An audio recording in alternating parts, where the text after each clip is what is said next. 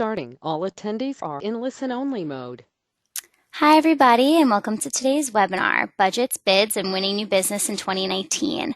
My name is Michelle, and I'm just here to get things started before I pass things off to today's presenter. So, first things first, for those of you who aren't familiar with WordStream, maybe a little bit curious, like, why are we putting on this webinar? Who are we?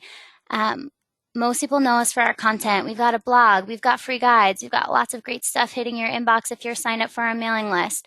But what a lot of people don't realize is we also offer a software service that makes it really, really easy to maximize your profits across Facebook ads, Google ads, and even Bing. So if that sounds like something you might be interested in, definitely check out our website after the webinar and see what we're all about. Couple more things.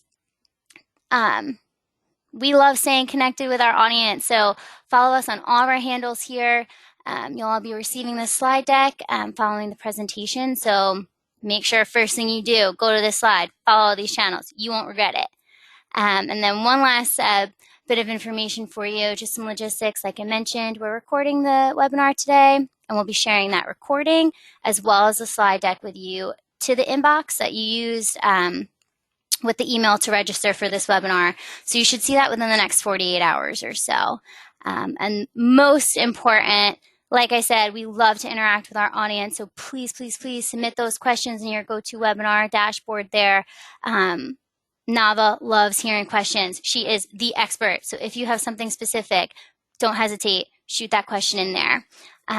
Okay, and without further ado, I'm going to pass things off to our presenter. Take it away, Nava.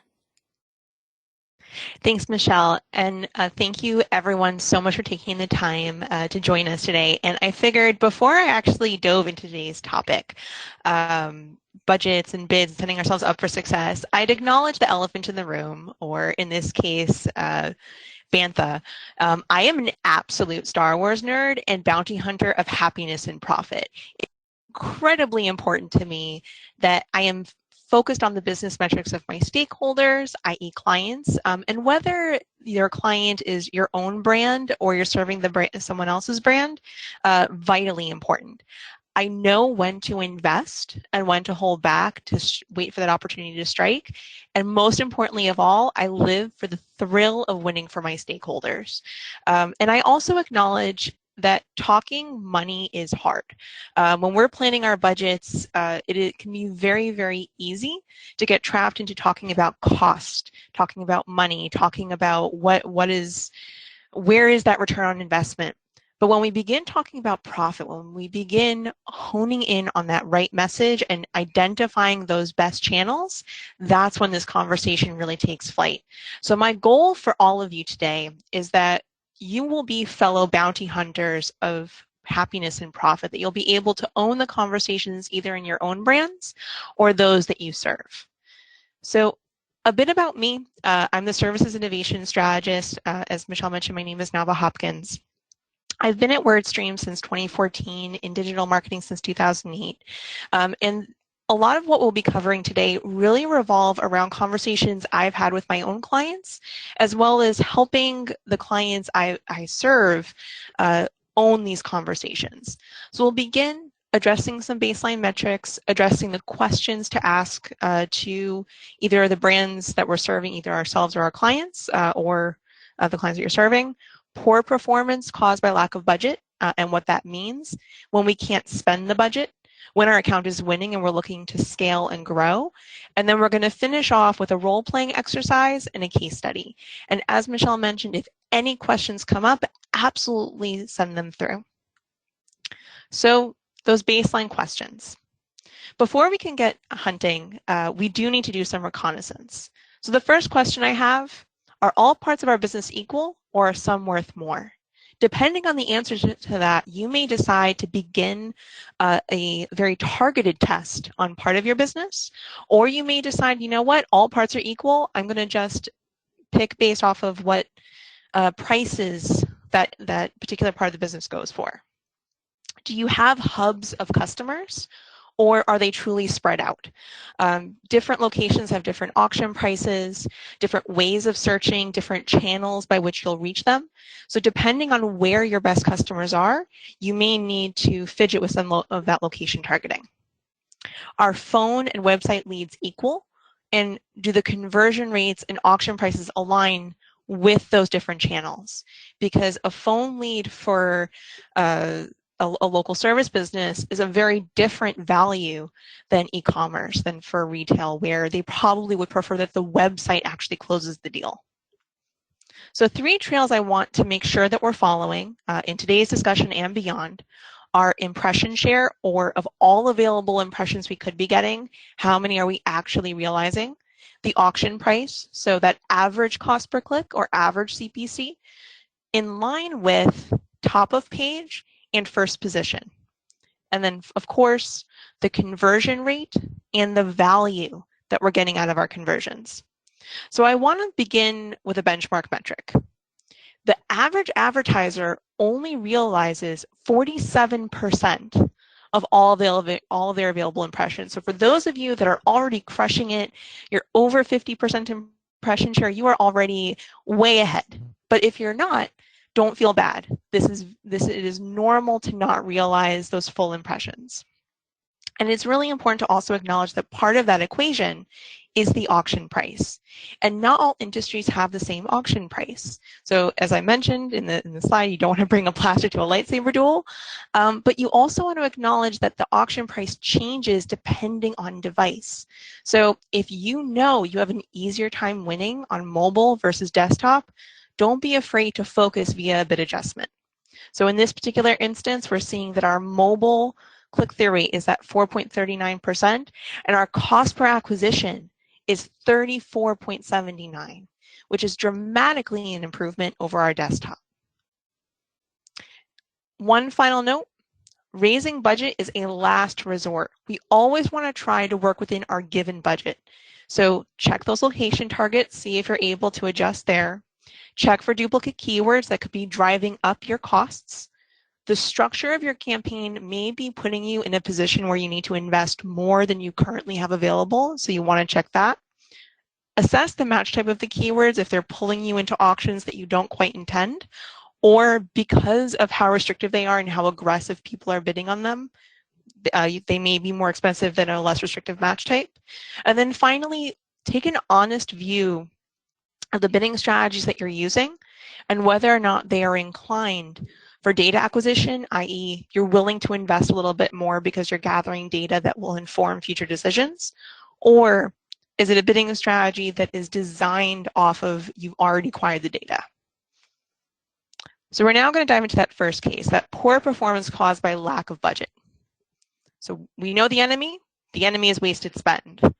However, if there's a hint of wasted spend, it can be really hard to convince our clients to open up that budget. And if you take nothing else away from this conversation, it's this. A budget that isn't aligned with the structure it's asked to support will always be wasted spend.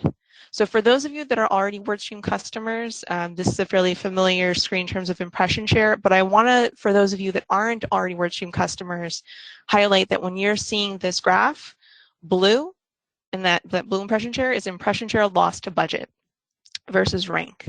So I don't care how beautiful the structure is. If we're not fueling what we've asked that campaign to support, it is always going to be waste. So the first question we have to ask ourselves, can that budget support at least 10 top of page clicks? So when looking at this example, we have, for example, the aggressive dog trainer on modified broad and aggressive dog trainer. Those auction prices, fairly aligned, absolutely, we can fit that budget. But what about that aggressive dog training Denver? That is marketably more expensive than any of the other auction prices that we're seeing here. So having that term in the can cause those impression shares lost to budget, can cause those spikes in issue. Now it's important to note what top of page looks like. Top of page can range from one ad to the full 4-pack in shopping. But if you know that you need to be at the top, you may not necessarily need to serve for every single version of a keyword or of an idea. So for example, in this instance, we see that rigging versus moving or movers comes in at a better cost per click. So for example, that with those red average cost per clicks, across every match type, across every way of searching, it comes in as a cheaper rate. Therefore, we are able to achieve more leads and ultimately more conversions. So if you find yourself in a place where you have a budget, the budget cannot move, see if the client is willing to take some cheaper ideas, or if you can get the traffic off of more cost-effective ways of searching. Now, WordStream has a tool called the Query Stream, which is essentially the search terms report, but with some additional features.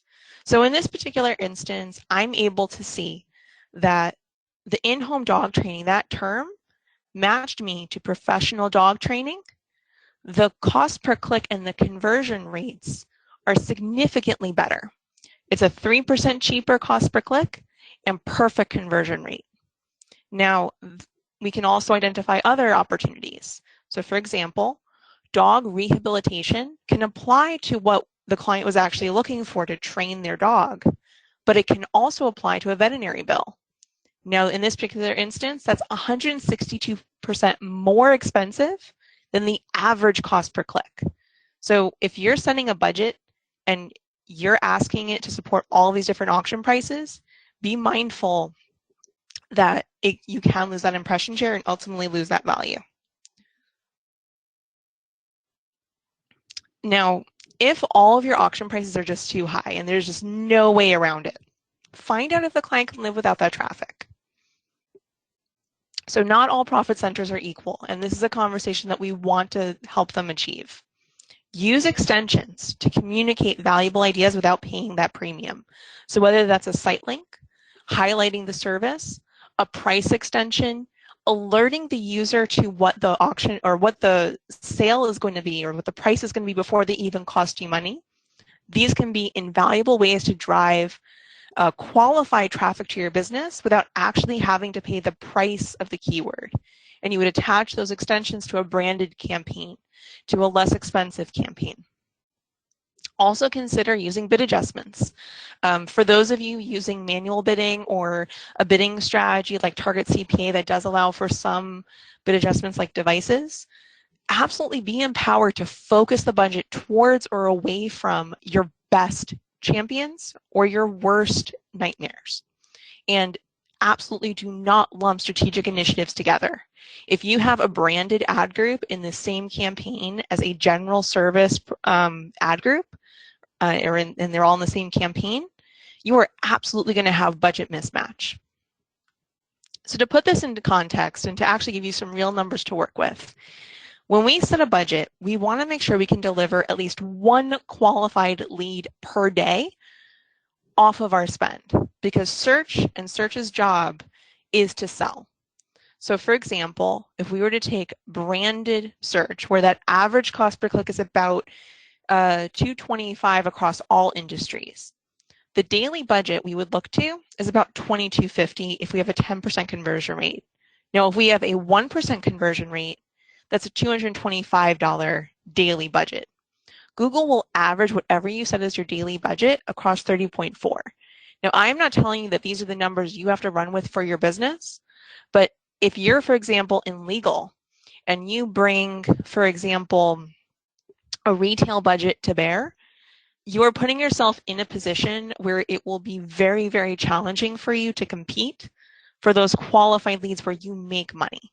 So the more expensive the service, the more expensive the auction prices will be to secure those leads. Now, if these numbers are completely out of the realm of reason and completely out of scope, Bing's auction prices can be a lot more forgiving. And in the US, Bing makes up close to 40% market share. So Bing knows that they come in kind of second place as a network. They make life very, very easy, but they also do have a lot of control at that ad group level. And from, again, an auction price standpoint, really, truly do come in cheaper. On the average, 45% cheaper. As I mentioned, starting Bing is as easy as setting up an auto import. You can set it up to run daily, weekly, monthly, whatever you need. A final note here. when we craft marketing budgets and when we're assessing whether we want to take on a brand or work on an initiative, we really need to be transparent about the industry costs and whether the budget expectations are realistic. If you're serving, say, for example, a lawyer, and you're trying to secure a reasonable pipeline of leads for $2,500, odds are Google search is going to be tough. Bing, you probably could make something work. So just be realistic. Offer options that work within the requested budget. So before you go straight to up the budget, try to work within it. But if the client ultimately comes back to you and says they have to have all the things that they've requested, that's when you really have the power in your court to propose that higher budget. And make sure that you're giving realistic timelines for growth. If someone comes to you and says, I need this going yesterday, you probably are going to need to have them put up a larger budget in the beginning to get that data, to get that ramped up. If they have a little bit more time, there's a little bit more wiggle room on the budget. So we're now going to transition to a slightly different subject where we have budget, like the client is willing to spend, but they can't. So it is incredibly intimidating to ask for more budget when you're struggling to spend the existing budget. And if that is you, it is likely because your campaign is losing impressions due to rank. Now, when we have impression share loss to rank, there are 3 common culprits. 1, you have too many targets, either by location, either by devices, audiences, whatever it might be. The bids and the auctions prices may not be aligned, and the search volume just may not be there for those important terms. So as I mentioned, there's only so many signals a budget can accommodate. It's really important to note that if you're targeting more than 5 locations without a bid adjustment, it is very easy for the budget to get confused and not quite know where to go. And this is doubly important because different locations have different auction prices. So for example, as we see here in the United Kingdom, average cost per click 68 cents. United States, 73 cents. Canada, 67 cents.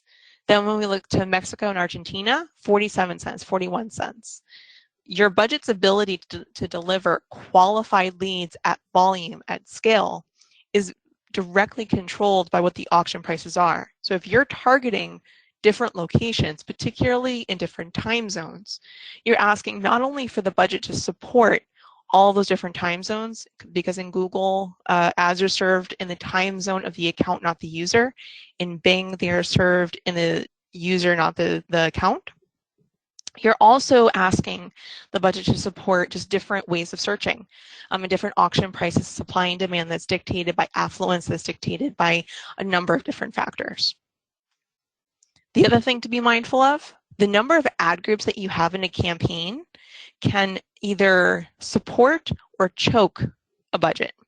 So I like to see no more than 5 to 7 ad groups in a campaign, because when you start going beyond that, you get what's happening here, where over 60% of the impressions are all concentrated in one ad group, despite there being 25 active ad groups.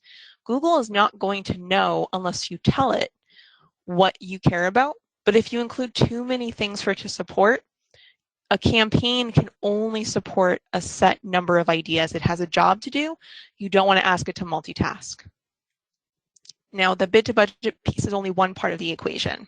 The other thing to think about is if you're bidding not enough at all, you're not even going to enter.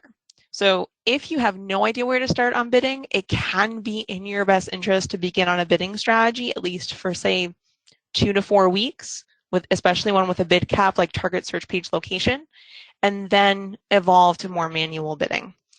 Because even though Google can up to double your budget in a given day to average out across those 30.4 days, you are not going to get consistent value if you're constantly asking a budget to double. It's not going to happen. The other piece to the equation, the terms that matter just may not have enough search volume. And the truth is, Google is not going to waste its time or your money on pages that lack transactional value. Desktop and mobile's kind of definition of transactional value is different. So sometimes you will find that pages on desktop that don't have ads, on mobile they do, and vice versa. So if just because a particular query didn't yield ads on the desktop version doesn't mean it's complete rubbish, but it is important to audit these on both devices. Now, it is important to also note that those ideas may be important to your clients. So we don't want to necessarily tell the clients, well, you don't know what you're talking about, because then they get upset with us and they pull everything. So here are some solutions for you. Number one, you may want to turn those low search volume ideas into site links and callouts. So if something is a variety of a product, that's a great use case of structured snippets. It's a great use case of a site link to groupings of products. You may also want to make a low budget, quote unquote, experiment campaign to house all of your clients' brilliant ideas, rather than necessarily allowing them to live in the campaigns you've crafted that are designed to serve a very specific need. Also, ask the client if they'd be open to content marketing or organic efforts to be responsible for these ideas. Because usually when a page lacks transactional value, it's a great opportunity for research ideas. So the final scenario, the account is winning. So we've crushed it. We've vanquished our enemies and we've achieved profit. But as bounty hunters of profit and happiness, there's always more that we could do. There's always more that could be had. So before we continue, there are three considerations. One, and the most important, can your client handle more leads at this moment or at capacity? One of the questions I always ask my clients is, how much business are you currently getting, and where could that number grow to if nothing else operationally changed within your business? And is this seasonal? Should we invest now or hold for the next season? And then finally, should the budget go to existing initiatives, or would you rather expand to new platforms or other parts of the business? So like in that initial stage where we're assessing what are the most profitable parts of your business, maybe now we have the justification to add in the additional campaign. So impression share, you'll notice, has been one of my main metrics in assessing and troubleshooting budgets. That's because it gives me the clearest view into what is happening within the account. So if the account is winning, I like to see that it has at least 75% impression share, and it's been live for at least 3 months. Now, a really important kind of PSA or public service announcement: never dump a large amount of money into a winning campaign all at once. That will actually cause a lot of confusion within the algorithms, and you'll just see a spike in cost per acquisition without. We want to grab 10 to 15% Google or Bing or Facebook, the time it needs to learn. Now, it is important to note that we've been talking about search. Display does a lot to enhance. So display is no longer just that remarketing champion. Display is a phenomenal resource to blitz the market at a discount. So when we have that beautiful solo blog, highly recommend it. It got such a bad rap. And then we see that ad talking about adopting. That actually targeted me because I was looking to adopt a pet. So having that ad there acknowledging I'm a Star Wars fan looking to adopt a pet, perfect match. Now, as I mentioned, display does have that blitzing power. It's really, really good at driving clicks at a discount. It's not usually the salesperson. So when we looked at the search campaigns versus display campaigns, search absolutely converted better. But from a cost per click standpoint, undeniably, display is a fraction of the cost.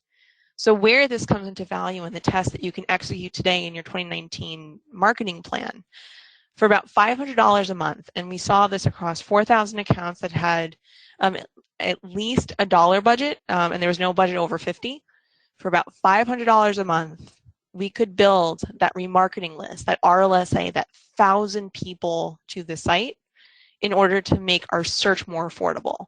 So for those businesses that could not afford the search clicks right off the bat, by getting that audience on display, you could then make the business case to the brand, hey, we're going to bid a little bit more here on search, but that's because we're only targeting people who we've already kind of given that touch. We don't want to forget about Facebook though. So Facebook's click-through rates are lower, but their conversion rates are off the charts. 26% of clicks result in a conversion according to Spark Central. So when thinking about Facebook budgets, the average cost per click is $1.72, but this is determined by how many folks actually click on the ad.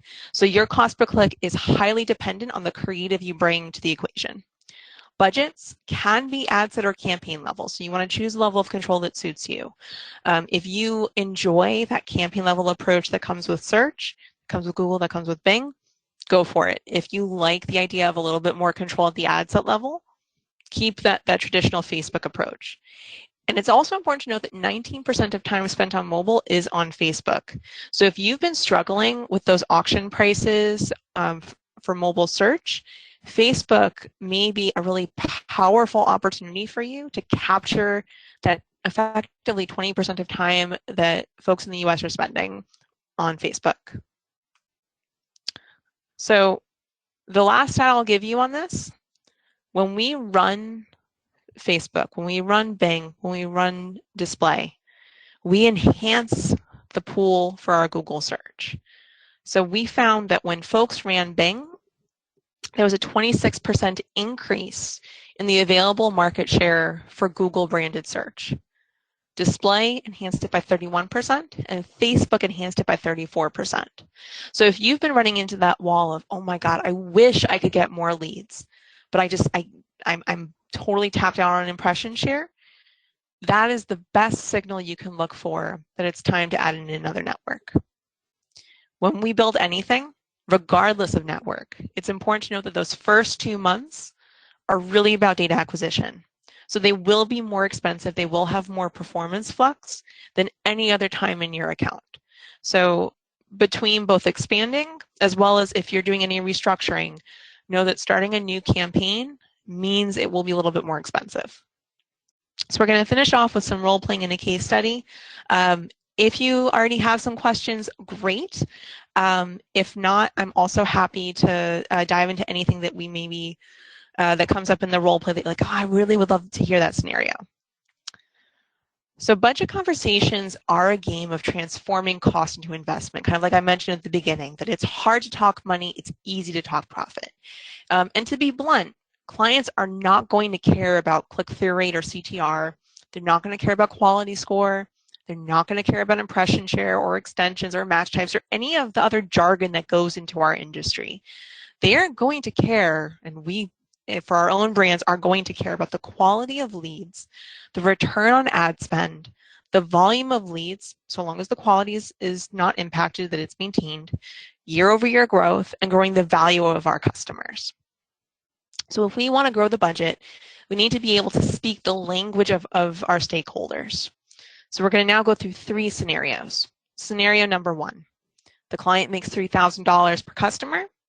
They have about an 8% conversion rate through the site and a 25% conversion rate through phone calls. And they currently budget about $15 a day, and their keywords cost between $6 to $12 per click.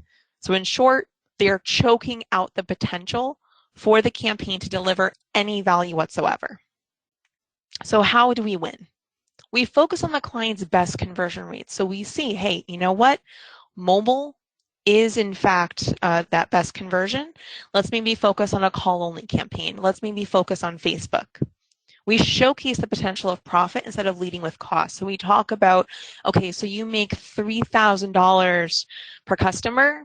If we increase that budget to allow for that conversion rate, we can end up netting you that additional investment, that additional value, rather than leading with the cost of the campaign. And we offer solutions aligned with real-world metrics. We acknowledge what is the infrastructure of the organization. And we also position paid channels as heroes who can bring leads on slow days rather than another bill to pay. So if the brand knows that there's a particular day that's just no one's in there, that's the perfect time to run paid, because that's a time when we can supplement that natural lead flow. So scenario number 2. Highly involved client that keeps adding in new keywords that have a much higher average cost per click than the core account. And every keyword they're adding in is on broad because broad is the default on Google and it's really easy to do. Average cost per clicks for core terms range between $3.25 and $5. The budget is $100 a day and you consistently struggle to spend the budget. The client demands to cover the whole of the US, although sales data shows that California and Florida are the best hubs of customers. So how do we win? We prevent waste by working through you, the trusted professional. So whether you are the brand owner or whether you're an agency or whether you're the marketing manager for a brand, if you're owning the account, and it is your work, it is really important to have that candid conversation that if you've been tasked to run the account, they need to work through and with you. And if you're the brand owner, like it is important to note that it's trusting those you've invested in. They are your best resource. We want to explain the costs associated with everything that the client wants to do and make them opt into it. So paint the picture for them.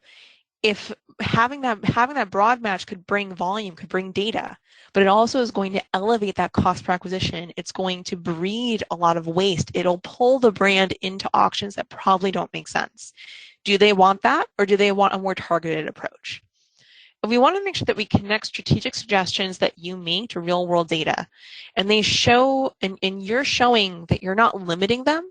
You're aligning their spend and their investment with their best potential for return on investment. So in this particular instance, where California and Florida were the best, putting a bid adjustment on California and Florida, or even having a campaign for California and Florida, would allow for that budget to be focused there, rather than letting it be left to chance that the budget will actually go where you intend for it to go. So scenario number 3, the campaign is consistently meeting the desired metrics, but the client is looking for more leads. The client wants higher value leads that you know you can achieve. So you've tested it before, but the average cost per click and cost per acquisition are 25% more than the current structure is delivering. And you consistently spend the budget, and you know that borrowing money from existing initiatives will hurt performance. So how might we win in this instance? We celebrate that the client is looking to grow, but we're transparent with them on the costs and time frame of adding an initiative. We show awareness of the client's business by highlighting any seasonality and historical trends, and we factor those trends into recommendations. So this is particularly important for folks that face seasonality. It can be very tough to remain rational when you watch your lead spike go up and down. You want to show that you have that data and the recommendations you're making are based in that data. And you want to use the momentum to secure top of funnel investment like displaying it in YouTube, as well as supplement with the community engagement that comes with Facebook. So that final story of Kuru Canine. Kuru Canine is probably one of my longest standing clients. If you've ever heard me give a presentation before, you probably have heard of them. They're a wonderful balanced dog trainer. Originally out of California, they now have opened locations in Colorado, Seattle, and they're about to open in Texas. And they are the perfect story of growing through digital investment. So their initial spend when they first came on was about $1,300 a month just on Google Ads. And going to March 2018, that investment across Google, Bing, Facebook, and display, about $6,100. They went from 30,570 impressions to effectively doubling it, 59,000. They went from 368 clicks to 2,000 clicks. Their average cost per click dropped, going from 385 to 269. And they went from 23 conversions to 225 in a monthly period. Their conversion rate spiked from 6.25% to 9.6%. And best of all, their cost per acquisition dropped from $56.34 to $27.07. And it is important to note here that the spend increased, the investment increased, but so did the profit. Now, how did we achieve that victory? We built trust by identifying and eliminating that wasted spend brought on by broad terms and tangential searches. So we honored the fact that they had made that investment and we leveraged that data. We focus budgets by geos served, and we replicate that winning structure for each location that they opened so that it wasn't a learning curve every single time. And we layered in display and eventually also YouTube to educate the markets on why their approach to training works. So we're going to end with some action items, and then I'm very excited to get to your questions. So we're going to go for profit. Step 1, we're going to build trust through transparency about budgets and timelines. We're going to use extensions to promote expensive ideas when your budget cannot. We are going to honor thy bid to budget ratio and conversion rates. We'll check for alternative ways to achieve expensive traffic, but if the ROI is there, we will feel comfortable investing. And acquisition costs go down with increased exposure to brands. Display and Facebook bring the audience. And with that, I am so excited to pass it back to Michelle so we can begin getting to your questions. Amazing. Thanks, Nava. Always our most informative webinars. Really love hearing from Nava. So like Nava said, we're about to dive into those questions, but before we do, you heard the success that Nava has had with her clients. If you're curious to see how WordStream can help you achieve those same results, maximizing your profits from the budget you have, or how you can kind of invest a little bit more to see some more results, go ahead, select that now, and then we'll get you in touch with somebody. If you can't decide right now, no pressure. You can always head to our site and we can get you set up that way. All right, so while you guys are choosing which option works for you, I will dive right into these questions. So many questions. This is awesome. Probably won't have time to get to all of them, but let's dive in. Okay, Nava, so first things first, we had a couple people chime in. They say their budget is small, their ideas are big, but again, that budget's really tiny. Where do they start? Which network comes first? So I love this question because it's probably the most common question I get. And it also is a question of paths. So if you are a very visual or product-centric platform or service, you likely want to look to Facebook. You may want to look to display for a blitzing effort and then have a branded campaign on search and Bing to remarket to. And the reason you'd want to do that is because when you're a visual product, unless you have the budget to fully go after everything in search, Facebook does truly win when it comes to those visual, either images, videos. Shameless plug for WordStream, like we have a really awesome video maker in our tool. So like the tools are there to own that product creation. If, however, you are a service-based organization, it really is important to acknowledge, are you in an industry that's expensive? And can you afford Google search right off the bat? The answer may be that you start on Bing and then go to Google. The answer may be that you start with a part of your campaign or a part of your business on Google and then import it into Bing. Traditionally, I find that if you start on search and then go to social, it's an easier path than going to social and then going to search. So if it's a question of mechanics, I would argue go search and then social. But from a pragmatic, like, am I a retailer versus am I a service-based organization? I tend to favor social over search, unless we're bringing shopping into the equation. This was not I didn't really cover shopping in depth. Happy to answer a couple of questions.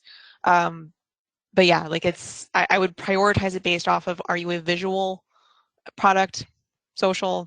If you're a service, search. Awesome. Great advice, Nava.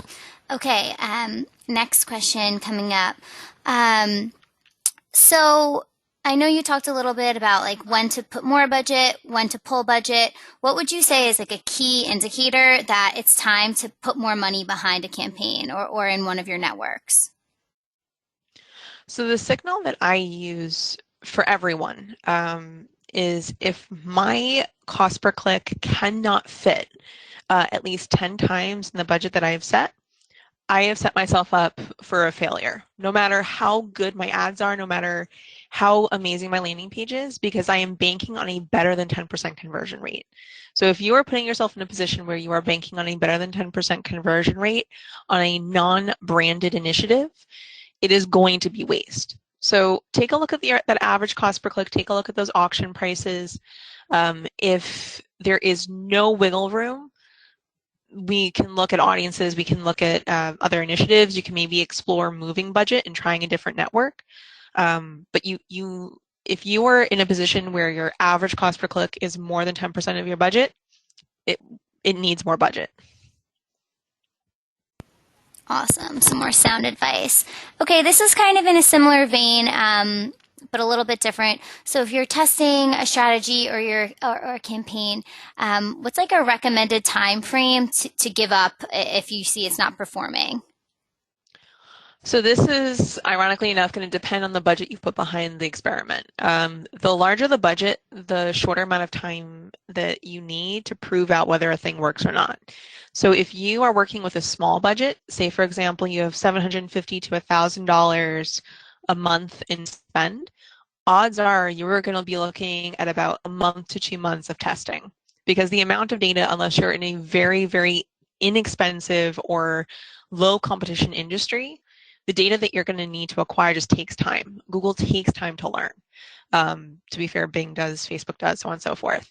If, however, you put kind of the pedal to the metal and you started with an aggressive investment because you set that budget with the express desire to learn, you can absolutely get away with a week to 2 weeks of, is it working, is it not? This is also highly dependent on seasonality. So like if you know seasonality is about to hit, don't run the test. But in terms of if all other things are being equal, the more aggressive the budget, the shorter amount of time that you should allow for a test to run. It's all about budget, Nava. Okay, we got another. So we've got a bunch of specific questions. I'm just going to kind of bubble it up here. So we've got a lot of industry-specific questions. People want to know about real estate. People want to know about nonprofits. Lots of different things like that. Obviously, we can't get to all of those, but do you have any recommendations for these attendees on where they can find some industry-specific insights? Oh, do I? So you can absolutely go to the WordStream blog. Our Director of Strategic Partnerships, Mark Irvin, does a kind of benchmark roundup every year of every industry. So if you just do a search in Google, WordStream Google benchmarks, or WordStream mobile benchmarks, or WordStream Bing benchmarks, you will come across one of his articles bubbling up those industry trends. Just a few kind of highlights to think about. When you are looking at, for example, a high landing page oriented site, so for example, auto, real estate, e-commerce, you may find yourself in a bit of a flux in terms of cost per click and budgets, because the auction prices, say for example for shopping versus a dynamic search ads versus traditional search, like they have different prices. So if you come across that article and you're like, oh my God, my numbers are so different than what's here, bear in mind that you may be running a campaign type that is predisposed to either a higher or lower auction price. Also happy to answer any other like specific questions, but yeah, if you're looking for a great resource, do that search for a WordStream fill in the blank network benchmark, and you will get an amazing resource right for you. Awesome. Okay, here's an interesting question. We've got one of our viewers who, they have a client who is constantly changing their budget, constantly changing it up. Do you have any advice for them if they're trying to use some automated bidding strategies? Like, what should they do? So first and foremost, it's really important to have the conversation of, if they want you to manage the account, they need to buy in for quarterly objectives. What is the budget for the quarter? It is not realistic to expect a client to, especially one that is constantly changing their budgets, to keep their budget the same for like every single or throughout the whole year. But you can probably get them to commit to quarterly objectives. And before each quarter, get them to agree on what are the things that we're going to achieve. This is the budget that we need to have associated with it. If you want, say, for example, extra or stretch goals, these are the proposed budgets that will be needed. If you know that, like, hey, I'm about to hit a period where I'm going to be slammed, want to lower the budgets a bit, here are the kind of the opportunities that we can pull budget a little bit or mitigate the volume threshold, but it really is about setting that expectation of quarterly objectives. And part of what you'll also want to share with the client is that the more flux and more changes that happen on Google and Bing and like constantly changing the budgets, constantly changing strategies, Google's not going to be able to ultimately reward you. Bing is not going to be able to ultimately reward you. Facebook's not going to be able to ultimately reward you with those cheaper cost per clicks that will yield to cheaper cost per acquisitions. So if the client is concerned about their return on investment, if the client is concerned about how effective it is leveraging you as an expert partner, they need to, A, trust you, but they also need to know that if they make so many changes in such a short amount of time, they are actually going to be costing themselves more money in the long run and in the short run, to be quite frank, than had they just let it sit for a month. Awesome. I'll ask just one more question here. It's kind of a big one. You touched on it a little bit, Nava, when you were talking about what to do if you've got a really small budget. But as far as deciding how to split your budget between Facebook, Google, and Bing, are there any just kind of best practices, or is it all industry type? What's your advice there? So my advice is to set a budget in line with the types of accounts you want to run. If you want to run a audience-oriented series of accounts, you likely are going to have maybe 50% of the budget focused on Facebook and display and potentially YouTube, because there is going to be a strong blitzing component to whatever you're doing. If you're much more focused on those transactional searches and you need people to actively be looking for what you offer in order for it to be worthwhile for you to invest, you likely are going to see probably a much closer to 75% of your budget going to Google search, Bing search, or in potentially doing shopping. It all comes down to what is it that you are looking to do. Going back to that earlier question of like, where do you start on search or social? It really does depend on your industry. It does depend on what you're looking to achieve. I find that people that split their budget as a set amount often run into the trouble of they either can't spend the budget or they are winning, but then they're not expanding. Like they get stuck at 100% impression share and they just can't go up. So have kind of those quarterly plans that like you set your budget for the year and then you kind of create, if I see these metrics like perfect impression share or terrible impression share due to rank or budget, I'm going to then put in this plan of attack. If things are going great, keep on your plan. But I would really kind of have milestones for each quarter. Awesome. Super sound advice, Nava. Actually, on that note, I will just put in a plug. Our February webinar is all about using Facebook and Google together. It's a cute little love story about the two platforms and how they work better together than alone. So keep your eye on your inbox for invitations for that. That just about does it for the time that we have today. Thank you. Huge thank you to Nava. Always so informative. Thank you all for your questions and for attending. I will make one more reminder here that you'll be getting the recording and the slide deck in your inbox within the next 48 hours or so. And if you don't see it, just feel free to ping me an email. And then also one more plug again for our website. Just go there. There's so much stuff. You can learn a ton, lots of free tools, run our Google Ads Grader, do all the good stuff. And we hope to see you on a future WordStream webinar. Have a great week, everybody. Thanks, guys.